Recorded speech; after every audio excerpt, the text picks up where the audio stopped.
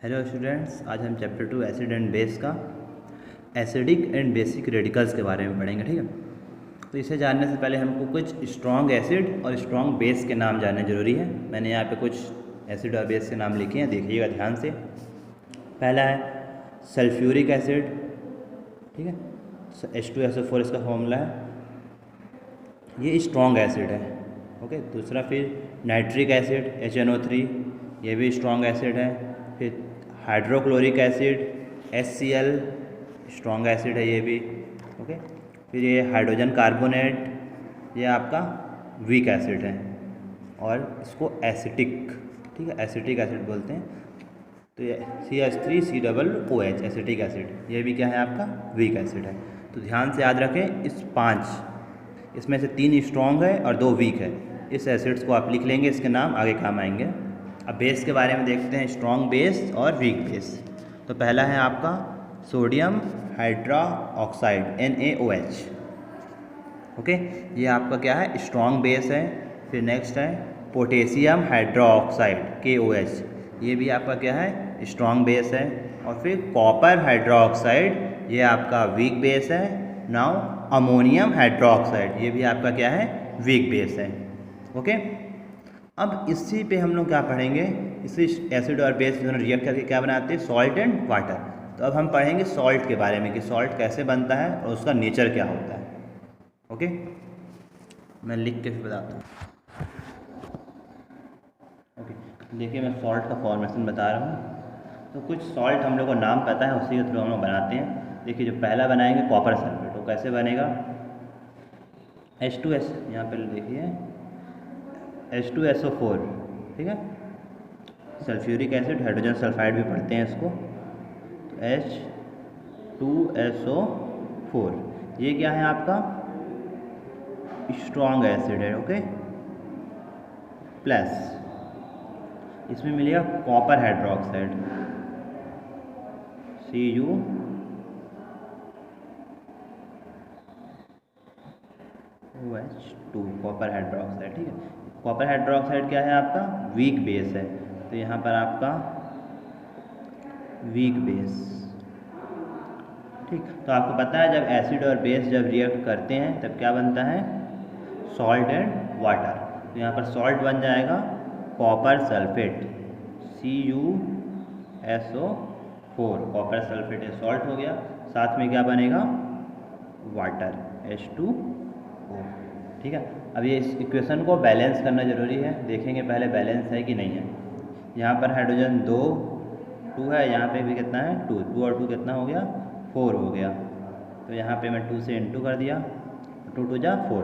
अब ऑक्सीजन देखिए 2 4 6, इधर 4 2 6, बैलेंस्ड है ना, ये अब बैलेंस हो गया। अब देखिए इस सॉल्ट का नेचर क्या होगा। एसिड क्या था मेरा, स्ट्रॉन्ग था। बेस क्या था, वीक था। तो जो अब सॉल्ट बना है कॉपर सल्फेट, सॉल्ट का नाम क्या है, कॉपर सल्फेट बोल रहा हूँ, लिख लीजिएगा। तो सॉल्ट किस नेचर का बनेगा, सोच के देखिए। एसिड ज़्यादा पावरफुल है, तो जो सॉल्ट बनेगा उसका नेचर क्या होगा, एसिडिक होगा। क्या होगा, एसिडिक नेचर का सॉल्ट होगा, ठीक। क्योंकि एसिड जो था वो पावरफुल था और बेस जो था क्या था, वीक था। तो एसिड का क्वांटिटी ज़्यादा हो जाएगी, इसलिए सॉल्ट क्या होगा, एसिडिक बनेगा। बाकी देखिएगा नेक्स्ट एग्जाम्पल। नेक्स्ट हम लोग ले रहे हैं सॉल्ट का सोडियम हाइड्रोजन कार्बोनेट। ओके, तो ये 2 चीज़ से मिलकर बना है। पहला H2CO3, ठीक है, हाइड्रोजन कार्बोनेट। ये जो आप हाइड्रोजन कार्बोनेट पहले बताया था मैंने, देखिए हाइड्रोजन कार्बोनेट क्या है आपका, वीक एसिड है, लिख लेंगे वीक एसिड। ओके, अब इसमें क्या मिल जाएगा, सोडियम हाइड्रोक्साइड। क्या मिलेगा, सोडियम हाइड्रोक्साइड। सोडियम हाइड्रोक्साइड क्या है, weak base, sorry strong base. Sodium hydroxide क्या है आपका, स्ट्रॉन्ग बेस है। देखिए यहाँ पे लिखा हुआ है मैंने, सोडियम हाइड्रोक्साइड क्या होता है आपका, स्ट्रॉन्ग बेस। तो वीक एसिड और स्ट्रॉन्ग बेस मिलेगा, तो ये मिल के बनेगा सॉल्ट। सॉल्ट का नाम है sodium hydrogen carbonate NaHCO3, baking soda इसी को बोलते हैं ना। ओके, तो यहाँ से आपका और प्लस वाटर। बैलेंस आप कर सकते हैं क्वेश्चन को देख के, बैलेंस नहीं होगा तो अगर उसे बैलेंस लग रहा है। अब देखिए वीक एसिड है, स्ट्रॉन्ग बेस है, मतलब बेस क्या है, स्ट्रॉन्ग है, तो आपकी बात सॉल्ट का नेचर क्या होगा, एसिड वीक है और जो बेस है वो स्ट्रॉन्ग है, तो सॉल्ट का नेचर आपका क्या होगा, बेसिक। सॉल्ट का नेचर क्या होगा, बेसिक नेचर, ठीक है, या एल्केलाइन भी बोलते हैं, तो बेसिक नेचर। समझ में आया ये? ओके, अगर पास से देख लीजिए, देखिए पहला क्या था आपका सल्फ्यूरिक एसिड, ये स्ट्रॉन्ग एसिड रहा, इसमें मिला कॉपर हाइड्रोक्साइड, ये आपका वीक बेस था, दोनों मिलके बनाए कॉपर सल्फेट। ये कॉपर सल्फेट जो है वो सॉल्ट है, तो इसमें एसिड स्ट्रॉन्ग रहा तो क्या हुआ, एसिडिक नेचर हुआ। दूसरा हाइड्रोजन कार्बोनेट, ये वीक एसिड था। सोडियम हाइड्रोक्साइड, ये ठीक है, ये स्ट्रॉन्ग बेस था, तो दोनों मिलके क्या बनाए, सोडियम हाइड्रोजन कार्बोनेट, ये सॉल्ट है। ये सॉल्ट कैसा हुआ आपका, ये सॉल्ट आपका बेसिक हुआ, क्यों, क्योंकि बेस जो था वो क्या था, स्ट्रॉन्ग था। ओके, अब आगे करते हैं। ओके, देखिए यहाँ पे 3 एग्जांपल और लिखा हूँ मैं। ओके, पहला ये देखिए एसिटिक एसिड है CH3COOH, ये जो है वीक एसिड होता है। ओके, और फिर अमोनियम हाइड्रोक्साइड, ये वीक बेस होता है। देखो दोनों वीक मिले हैं, तो सॉल्ट जो बनेगा CH3COONH4, ठीक है, ये सॉल्ट क्या होगा आपका, न्यूट्रल होगा प्लस, ठीक है, क्यों, क्योंकि दोनों वीक है, मतलब दोनों इक्वल है, दोनों वीक एसिड और वीक बेस में क्या बन जाएंगे, न्यूट्रल बन जाएंगे। फिर ये सिंपल ही है, इसको आप नीचे वाला देखिएगा ना, तीसरा नंबर नाइट्रिक एसिड, ये स्ट्रॉन्ग एसिड था। पोटेशियम हाइड्रोक्साइड, ये स्ट्रॉन्ग बेस था, तो दोनों मिलके पोटेशियम नाइट्रेट बना। पोटेशियम नाइट्रेट क्या हो जाएगा, देखो दोनों स्ट्रॉन्ग है, तो स्ट्रॉन्ग दोनों भी क्या करेंगे, एक दूसरे को कैंसिल करके क्या हो जाएंगे, न्यूट्रल हो जाएंगे। कोई क्लियर है? अब क्वेश्चन एंड आंसर करेंगे हम लोग, देखिए आपको समझ आता है कि नहीं।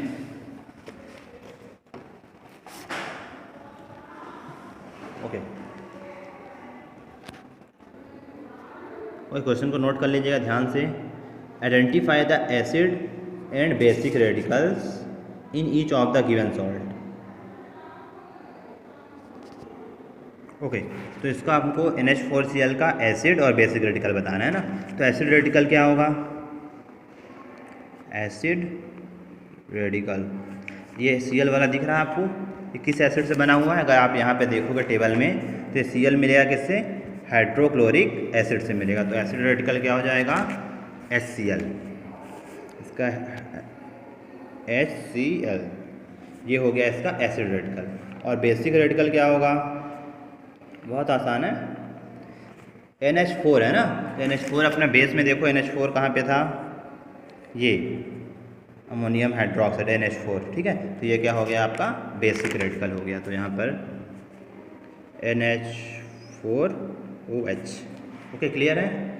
सेकंड क्वेश्चन देखिए क्या लिखा हुआ है, KNO3, इसका हमको एसिड और बेसिक रेडिकल बताना है। तो एसिड रेडिकल क्या होगा KNO3 का, जस्ट यहाँ पे एक क्वेश्चन में मैं पीछे लिखा हुआ था, देखिए ये एसिड रेडिकल हो जाएगा HNO3 और बेसिक रेडिकल क्या हो जाएगा KOH। तो आपको यही पहचानना वैसे बहुत आसान है, KNO3, ठीक है। तो K किससे बना था आपका और NO3 किससे बना था, तो एसिड क्या था HNO3, ये हो गया आपका एसिड रेडिकल, एसिडिक रेडिकल, और दूसरा क्या था KOH, ये हो गया आपका क्या, बेसिक रेडिकल। ऐसे ही करके आप पूरे सभी का ढूंढ सकते हैं। देखिए जैसे कि ये NH4, ओके, अब देखिएगा जैसे NH4 2CO3, ठीक है, तो इसका क्या होगा, यहाँ पे NH4 वही होगा आपका क्या, NH4OH अमोनियम हाइड्रोक्साइड, ये बेसिक रेडिकल हुआ, और CO3 क्या हो जाएगा H2CO3 हाइड्रोजन कार्बोनेट, ये हो जाएगा एसिडिक रेडिकल। नेक्स्ट देखिए CuSO4 कॉपर सल्फेट।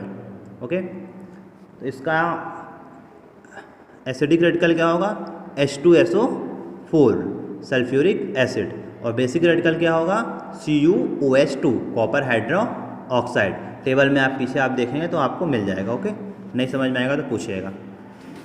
नेक्स्ट लिखा है second question, what will be the nature of an aqueous solution of potassium chloride, means potassium chloride का जो सॉल्यूशन होगा उसका नेचर क्या होगा। ओके, तो यहाँ पर ध्यान रखेंगे पोटेशियम क्लोराइड, पोटेशियम क्लोराइड, ये दो चीज़ से मिलकर बना है। पहला क्या, पोटेशियम, ये बेस है, तो पोटेशियम क्या, कौन सा बेस है, पोटेशियम हाइड्रोक्साइड, ये क्या है आपका बेस है। कैसा बेस है, स्ट्रॉन्ग बेस है। दूसरा Cl किससे में बनता है, रेडिकल क्या है, हाइड्रोक्लोरिक एसिड से बनता है, ठीक है। तो ये क्या हो गया आपका स्ट्रॉन्ग एसिड है, स्ट्रॉन्ग एसिड, याद रखेंगे ना। तो अब देखिए बेस भी क्या था, ये जो बना है पोटेशियम क्लोराइड, ये स्ट्रॉन्ग बेस और स्ट्रॉन्ग एसिड से मिलकर बना है, दोनों स्ट्रॉन्ग है। तो स्ट्रॉन्ग दोनों को कैंसिल कर देंगे, तो जो सॉल्यूशन होगा वो क्या होगा, न्यूट्रल होगा। क्लियर है सभी को, ओके। डाउट होगा तो पूछिएगा। तो इसका आंसर हो जाएगा nature of an aqueous solution of potassium chloride, ठीक है, वुड बी न्यूट्रल, वो क्या होगा, न्यूट्रल होगा, because it's acidic radical is hydrochloric acid which is strong acid, and it's basic radical is potassium hydroxide which is strong base. Okay, both are strong, so they each cancel each other something. Okay, third number question देखते हैं। How does excess of carbon dioxide, sulphur dioxide and oxide of nitrogen in the atmosphere affect life. ये आपको acid rain के बारे में पहले notes पढ़ा चुका रहा, तो उसमें आंसर में यही लिखना है, ठीक है। आपको बता दिया रहा, pH वैल्यू जो वाटर का होता है वो 7 होता है। यहाँ पे देखो आंसर लिखा हुआ है, जस्ट इसको ऊपर में देखिए ध्यान से। pH of rain water is 7 but when different gases present in the atmosphere, ठीक है, dissolve in it the pH of rain water become less than 7, तो उसका pH वैल्यू क्या होता है, 7 से कम हो जाता है। When pH of rain water is less than 5.6 it is called acid rain. जब उसका pH वैल्यू क्या होती है, 5.6 से कम हो जाता है, तो उसको क्या बोलते हैं, एसिड रेन बोलते हैं। एसिड रेन होने का जो मेन गैसेस रिस्पॉन्सिबल है कौन कौन से, कार्बन डाइऑक्साइड, सल्फर डाइऑक्साइड और ऑक्साइड ऑफ नाइट्रोजन।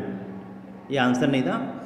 अब इसमें आंसर क्या पूछा है हमसे कि इसका एटमॉस्फेयर पे इफेक्ट क्या पड़ेगा, मीन्स हमको सिंपली बताना है कि एसिड रेन का इफेक्ट क्या पड़ता है। तो आपको बताया मैं, ठीक है।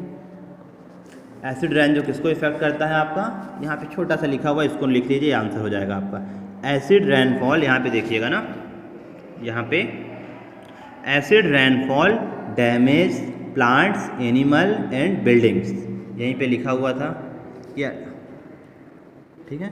एटमॉस्फेयर इफेक्ट लाइफ में क्या पड़ेगा, तो क्या करते हैं, acid rainfall damage plants, animals and buildings, उनको क्या करते हैं, नुकसान पहुंचाते हैं। ये तीसरे का आंसर हो जाएगा। होप कि आपको समझ में आया।